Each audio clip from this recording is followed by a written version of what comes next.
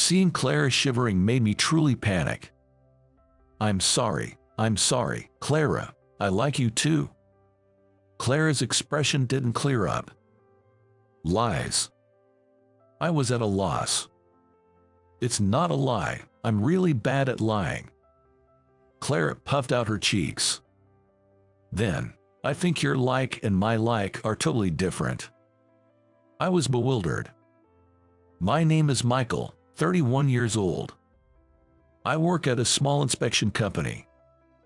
Originally, I worked for a large company in New York, but I decided to move back to my hometown when my father was hospitalized and my mother expressed her anxiety over the phone every day. It might sound like I'm a dutiful son, but in reality, I had always wanted to go back to my hometown. Working for a big company was fulfilling, but the interpersonal relationships were complex, and it wasn't suitable for someone like me who is not good at communicating. I also disliked the hustle and bustle of the city. No matter where I went, there were always so many people, and I especially hated packed trains. Over time, my desire to return to my hometown only grew stronger. So, my father's hospitalization and my mother's anxiety were a blessing in disguise for me. Although both of my parents were against me leaving a major corporation to return to my hometown, I pretended to be a dutiful son and proudly went back. Since I had difficulties with interpersonal relationships at the large company, I decided to join a smaller company this time.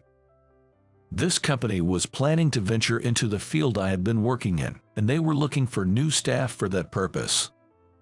After seeing my resume, President Miller hired me on the spot. During the interview, he was almost jumping with joy at my experience, and he shook my hand, saying, "I'm looking forward to working with you." With a smile on his face, Mr. Miller, in his early 50s, seemed very approachable. It felt like a homey company, and I thought I could do well here. However, I seemed to have made a blunder at the welcome party. For some reason I still don't fully understand, Mr. Miller's attitude toward me turned a bit cold the next day. While I was puzzled, a colleague gave me some advice. Apparently, as the newcomer, I was supposed to flatter Mr. Miller. But to be honest, I didn't even know much about what Mr. Miller had accomplished. I thought that respect would naturally develop as I got to know more about his achievements over time. But it seems I was too slow in doing so. In any case, it was essential to praise those above you. Being a sycophant was a necessity in this company, I was told. And that was the area I struggled with the most. Compliments that I didn't truly mean just didn't come to me. But as a working adult, I couldn't just say that. When in Rome, do as the Romans do. If that was the company culture, I had to follow it. Despite the struggle, I tried to follow my colleague's example and pay close attention to every move Mr. Miller made, trying my best to compliment him when possible. Gradually, I thought Mr. Miller's attitude was starting to soften. Then, one day, which happened to be my day off, I was on my way to the hospital to drop off some laundry for my hospitalized father and deliver some necessities when Mr. Miller called me. He wanted me to join him for a drink right away. I, who had no habit of drinking from the afternoon, naturally refused. I had things to do for my hospitalized father. I thought it was a legitimate reason. However, the next day, I was suddenly informed of a job transfer. Starting next month, I was to be seconded as a general hand at a large plant facility. I found out that our company was a subcontractor at this plant, and it was mandatory to have a permanent staff member from our company stationed there. The job mainly involved menial tasks like entering the inspection data that came in, revising pipeline diagrams, and organizing previous documents. I was to replace the current staff member stationed there. When I thought this job wasn't what I wanted to do, my colleagues looked at me with pity. It seems I've been labeled as a deadweight employee. The reason was because I didn't attend a drinking party on the holiday. I didn't understand. How one spends their holiday should be a matter of personal freedom. However, Mr. Miller believed in dedicating oneself to work. He would rush to respond whenever called upon by superiors, climbing the ranks by being a yes man.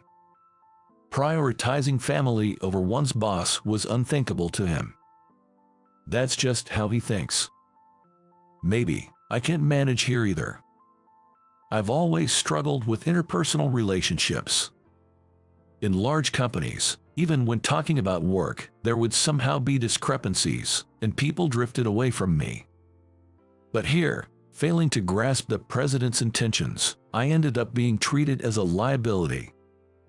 No matter where I go, do I just not get along with people? Feeling down, I even considered quitting, but the work environment at the assignment location turned out to be very good. Although the tasks were mostly simple, I liked being able to work quietly on my own. No one expected anything from me, and it didn't matter if the work didn't get done today. As long as I took care of the tasks at hand, I wouldn't attract any attention. Plus, people from our company rarely visit this office, so I don't have to meet Mr. Miller. Ever since being treated as a dead weight, there were no invitations to drinking parties. I could manage here. I chose comfort over job satisfaction. Usually, it's a comfortable workplace where I can work quietly on my own, but there are times when this peace is disrupted. During the scheduled maintenance, plant facilities require regular inspections and repairs. All equipment operations are halted during this time. Therefore, it needs to be done quickly, with a large number of workers gathered from all over the country to complete it in a span of 2 weeks to a month. It's all hands on deck. Meaning, even this usually quiet workplace becomes crowded with inspectors and construction workers during this time, and of course, that includes Mr. Miller and all my colleagues from the company. Well, they're too busy to bother with me. I just carry on with my usual tasks. Although the volume of work significantly increases. As the maintenance period approaches, more and more people are arriving. At the morning assembly, someone new always arrives and introductions start. Normally, I just blankly watch, but today was different. A woman was dispatched from the main contractor of this plant facility. In other words, a woman from the head office is making her greeting. I've been assigned here from today. My name is Clara. Nice to meet you. She greeted us clearly. Even in her work clothes, she was graceful. Her eyes were sharp and double-lidded, and her high nose bridge and slightly long face were beautiful, yet she had an androgynous aura. She was my classmate from my student days. I quietly blended into the crowd, hoping she wouldn't notice me. I don't want her to know I'm here. But, what are you doing in a place like this? After the assembly, as Clara was making her rounds, she found me quite easily. When asked by those around if we knew each other, she nodded. She was my classmate during my technical college days. The surroundings buzzed at her remark. "Hey Michael, you went to a technical college?" Asked by a colleague, I reluctantly nodded. Technical college. A higher educational institution with a high standard where graduating from one gives you an advantage in job hunting, and mentioning it causes a stir. Especially in places like this plant facility, where technical college graduates are highly valued. Michael, you never seemed like that. You were probably just scraping by with your grades, right? Clara glared at the teasing colleague. What are you talking about? This guy. I shook my head vigorously at Clara, who was about to say something. My face must have been pale. Reading my expression, Clara didn't say anything further. That evening, a welcome party was arranged. It was still a day when we could go home on time. I was hastily getting ready to leave when, planning to leave, I was stopped by Clara. When I hesitantly nodded, she gave me a forceful smile, saying, "You are coming to the welcome party, right?" I awkwardly shook my head. Why not? asked with a smile still on her face. I hung my head. I'm not good at it. Clara sighed. It's a rare reunion, and yet you're so cold. With a resigned expression, I murmured an apology. Sorry. Clara exhaled again. But why the menial tasks? I heard about it. You're seconded from a subcontractor company, right? You, of all people, should be. I cut off Clara's words. I don't want to stand out. Clara frowned. Still as clumsy at navigating situations as ever, I see. Even though she was blunt, it didn't hurt coming from Clara. Clara was one of the few who understood me during my technical college days. I thought I had an aita day. Well, can't help it. I guess I'll have to suppress the despite being a woman part again today. The phrase Clara hated the most was despite being a woman. We were comrades in a technical college department with few women, but she would get instantly upset when someone said despite being a woman. She lived her life with too much to prove. I placed a hand on Clara's shoulder. You're tensing up. At my words, Clara took a deep breath. Brings back memories. You often calm me down like this. Clara, now relaxed, seemed a bit cuter. I understand you don't want to stand out, but secretly help me out when I'm in trouble, okay? Smiled at by the now cuter Clara, I nodded sincerely. Of course, just say the word, secretly, though. We both chuckled, and I went on my way home, while Clara headed to the bar where the welcome party was being held. On my way home, I reminisced about my technical college days. Back then, I also struggled with forming relationships intended to be isolated. Clara, one of only 2 girls in our class, wanted to be on equal footing with the boys and often came across as standoffish, which made her unpopular among the students. She took on the role of class rep eagerly, but there were those who didn't follow her proposals. During such times, she would cry in private. By chance, I was the one who found her in that state. She had arrived before me and was trembling as I always ate my lunch alone. I unhesitatingly sat down and started eating my lunch, which seemed to infuriate Clara. Why are you eating here? You should have the decency to avoid me since I'm here. Her eyes were red from rubbing them after crying. It doesn't bother me that you are crying. This is where I eat every day anyway. When I said that, Clara turned red and insisted, I'm not crying. Why would you think I was crying? I'm not. Even though it was obvious from her red eyes that she had been crying. I remember thinking her defiant attitude was somewhat cute. I think the class project should go with your idea. The boys are probably just opposing it for the sake of it without any alternative ideas.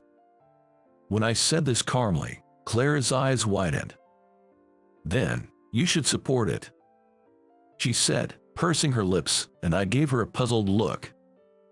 Don't you think if I support it, it'll just be opposed even more? Since I was also isolated in the class. Clara sighed. Then, I have to do something about it, since you said my plan wasn't wrong. As Clara mumbled to herself, I naturally placed my hand on her shoulder. Clara flinched. What? Surprised, she looked at me, so I said, no, just thought you're tense. You should relax more. You're cute, Clara, just saying what came to mind. Clara turned bright red and denied it, but I thought that was also kind of cute. Since then, Clara and I became friends. But it wasn't romantic. It was a friendship between a boy and a girl, both of whom had few friends. We went our separate ways after graduation without even exchanging contact information. We said see you, and that was the end of it. And now, suddenly, she was here in front of me, and I was a bit shaken. Several days have passed since then. The maintenance period gradually became busier, and all the workers were extremely busy. The tasks coming to me also increased, but not to an unmanageable amount.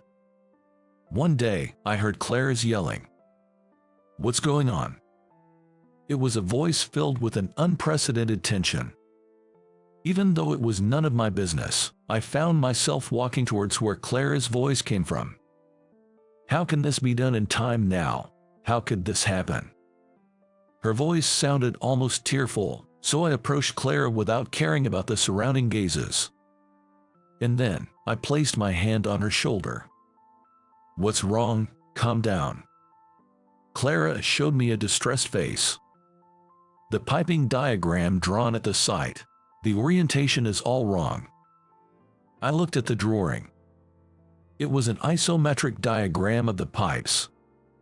It shows the pipes in 3D by tilting the horizontal direction by 30 degrees. Usually, in this site, the upper right diagonal represents north, but this specification required the upper left diagonal to be north. It's already, a huge amount has been drawn. Even if we have to redraw it, changing the direction like this, it's difficult for a CAD operator. I patted Clara's shoulder gently. "I'll do it." Clara looked at me in surprise.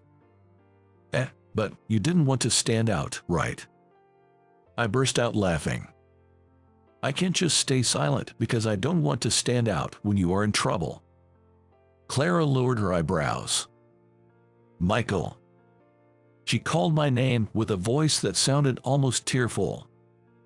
"Leave it to me. It just needs to be rotated 90 degrees, right? As long as the finalized drawings are correct, that's fine, isn't it? I'll draw the major pipes and components in CAD, and can you ask the operator to handle the finer details of the remaining parts?" The surroundings buzzed. Everyone looked at me as if wondering what a menial worker like me could possibly do. Among them was Mr. Miller, who happened to pass by. Clara looked at me with her nose puffed up. Even though it meant standing out, her expression seemed to ask if it was okay to reveal the truth. I reluctantly nodded. Clara's face lit up. "It's all going to be fine. If you're getting serious, there's no problem at all," she exclaimed with a vibrant voice. I caught Mr. Miller's puzzled look. Michael was one of the top students in our technical college, a genius with an IQ over 135. After graduation, he was even recruited by a major plant design company. Clara's words stirred up the crowd. "Genius is a bit much," I hesitantly said to Clara, who glared at me. "If you're not a genius, then what am I? An idiot? You're a genius. Realize it. It's just your high IQ makes it hard for you to understand people's feelings." I wilted, but I was internally happy to see Clara's spirit return. From then on, I became suddenly busy. I was told I didn't have to do my usual menial tasks, but it didn't feel right, and that would just put more pressure on others. So, while managing my own tasks, I proceeded with the direction of drawing change. I just had to mentally rotate the drawing 90 degrees and draw it. To me, it was a simple and straightforward task. You don't need a high IQ for this, just a brain specialized in spatial visualization. Moreover, I had CAD drawing skills developed at the plant design company. In the design company, the ability to quickly and accurately draw blueprints in CAD was essential, and my skills significantly improved during my time there. Knowing I didn't mind standing out, Clara started throwing impossible tasks at me. "You can't just ignore it if I'm in trouble, right?" she said, asking for designs of pipes that needed repair and detailed drawings of small components. I managed all of it with a wry smile. Being able to handle whatever is thrown at you, really, it's annoying. It was hard to believe those words came from the person who kept assigning me tasks. But these exchanges felt like we were back in our student days, and I somewhat enjoyed it. Time flew by, and the maintenance was completed as scheduled. The drawing corrections were finished within the deadline. I had been working overtime a lot lately. Today, I thought I'd go home early and get some rest, but then Clary invited me. "You're not going to the all-staff party, are you? Hang out with me." She seemed to have endless energy. Clara had been running around more freely than I had. She had been visiting the site and working on the computer. She must have had more overtime than me. Shouldn't you rest early for your skin's sake? I meant well, but Clara smacked me hard on the back. How dare you say that to my glowing skin? Hearing that, I looked at Clara's face. It is really glowing, I commented honestly, and Clara turned beet red. See, that's why we're going. Clara forcibly dragged me by the arm. She had chosen a nearby restaurant. Since we both drove, neither of us could drink, and she said it felt kind of nostalgic. This restaurant was a place where Clara and I often dined during our exam study sessions. Although it wasn't the exact branch we used to frequent, this chain had the same interior and menu everywhere, so any location felt nostalgic. We took seats at the end and ordered dinner along with a drink. I ordered a soda with no ice. No ice, just like always. Clara noted with a laugh as she looked at my glass. Ice dilutes the drink when it melts. I replied the same reason I had back in technical college. Cheers. Clara raised her cup of coffee towards me. Great job on the work.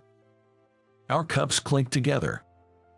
This time, I really owe you one. You truly are a genius, she said. I scratched my head awkwardly. If I were a genius, I'd wish to live a bit more smoothly, I said with a wry smile, and Clara laughed. I like that about you, Michael, she said with her most radiant smile, making me smile too. Clara, you're still living life with such intensity, just like before. It's somehow reassuring. I chuckled, but Clara looked down somewhat sadly. Reassuring, huh? In that moment, I suddenly realized something. Had I made another blunder in what I said?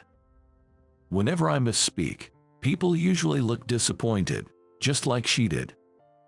Sorry, did I say something wrong again? I asked hurriedly, and Clara shook her head. I said I like you, but you just said it was reassuring. Clara seemed flustered, and I was confused. I didn't want Clara to dislike me. Sorry, what did I do wrong? I don't want you to hate me, I confessed, and Clara's eyes widened. Isn't that liking someone? She asked. I became even more confused. What do you mean? I do like you, Clara, I said. Clara frowned for a moment, then ruffled her hair in frustration. Ack, it's not getting through, she exclaimed, sounding exasperated. Then, with a burst of energy, she looked up. I've liked you since technical college, not as a friend, but as a man. I was taken aback. You have? She nodded, her lips pursed. My face instantly heated up like a boiling kettle. Why? We didn't even exchange contact information when we graduated from technical college, since technical college. As I asked in confusion, Clara's expression grew even more frustrated. I wanted you to say it first, but you never did, so I got stubborn. I was dumbfounded. But you always said you didn't want to be treated differently because you're a woman. Yet when it comes to this, gender matters. I blurted out what was on my mind. Tears welled up in Clara's eyes, and I panicked. I know it's contradictory, but when it comes to love, I want to be treated like a girl. Seeing Clara trembling, I was truly flustered. I'm sorry, Clara, I like you too. But Clara's expression didn't brighten. Lies. I was at a loss. It's not a lie, I'm really bad at lying. Clara puffed out her cheeks. Then, I think your like and my like are completely different. The dinner we ordered was placed in front of us, bewildering me further. We decided to eat our dinner first, pausing the conversation. During that time, I thought hard. Much harder than when I'm working. What kind of like do I have for Clara? As I pondered, an answer naturally came to me. But it seemed impossible to confess here in the restaurant. After finishing our meal in silence, I suggested, let's go outside. Clara nodded sadly, and we headed to the cashier. My heart felt tight. I felt like I'd hurt her again by not saying enough. Could someone like me convey my feelings to Clara? Again, I was lost in thought. Well, upon leaving the restaurant, Clara started towards her car. I hastily stopped her. Wait, how about a walk? Clara looked surprised. Aren't you going home? I shook my head. No, I want to walk along the embankment. Clara agreed with a nod and began walking beside me. The embankment carried a refreshing scent. The flowers, likely beautiful in the daylight, rustled in the night breeze. After walking in silence to a deserted spot, I abruptly stopped. Clara, surprised, stopped a few steps ahead of me. What's wrong? Her puzzled face was faintly illuminated by the street light. I can't quite explain my like for you, especially not in a bustling restaurant. I struggled to find the right words. Driven by my feelings, I hugged Clara. Clara froze, surprised by my embrace. I hugged her tighter. I've always wanted to hug you like this, not just patting your shoulder, but holding you tight. I was sad when we couldn't even exchange contact information at graduation. We talked at school, but I thought we weren't close enough to talk outside of it, even on holidays. Tears naturally spilled from my eyes as I spoke. Because I don't understand people's feelings and end up hurting them, I thought I shouldn't express my feelings of liking someone to anyone.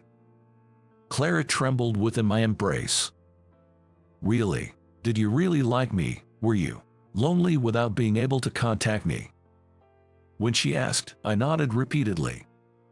Clara stepped back from my arms to look at me directly. Really? Do you, like me in a way that you'd want to kiss me? Blushing, I nodded again. And naturally, our lips met. As long as I know that, it's okay. Clara whispered softly after we parted.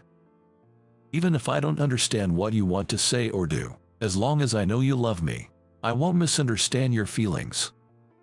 Hearing her words made me incredibly happy. At the same time, I felt terribly sorry. Wouldn't this mean making Clara always worry about me? Clara laughed, as if to dispel my fears. When you said let's leave the restaurant, was it because you couldn't hug me there? And the like you casually mentioned meant I love you, right? I vigorously nodded. If I'm confident that I'm loved, I won't misunderstand. So, will you love me? Will you always love me? I hugged Clara with all my might. Yes, I love you so much, Clara. I love you. From the very first conversation we had in technical college, I've always found her adorable and dear to me. I would have done anything for Clara. To have the person I love in my arms was an indescribably happy feeling. It was an emotion I was experiencing for the first time in my life. Years later, Clara and I are enjoying peaceful days. After the maintenance period, there was a headhunting offer for me from Clara's superior. Since my father's health had stabilized, I returned to New York. There, I was given a job that utilized my unique skills, and I led a fulfilling life. Clara and I continued our relationship smoothly and got married. However, I could never get used to the hustle and bustle of the city. Being part of a company meant inevitable transfers and business trips, leading to an unsettled life. So, we decided to start a small design office in our hometown. Of course, Clara is the president. I wouldn't be suited for that role. Can I take this job? It might be a bit of an overwork, but... Looking at the specifications Clara handed me, I nodded. Yeah, it's fine. Clara followed up, saying, Is that fine? As in, it seems a bit tough, but for Clara's sake, I'll push myself and do it. I chuckled. No, it's fine, as in I've worked with this client before, and their specifications are solid, and I can work hard for my beloved Clara. Clara smiled at me. Okay, that's good then. I, too, smiled. I never thought I'd get married. No, I thought I couldn't. I couldn't imagine making someone else happy. But Clara is still smiling beside me today. Honestly, I think I'm a burden to her. Living a life constantly considering my feelings, I sometimes wonder if it's really okay. But Clara is still smiling beside me. I just need to believe in this smile. I smiled back at Clara and renewed my vow to love her for the rest of my life.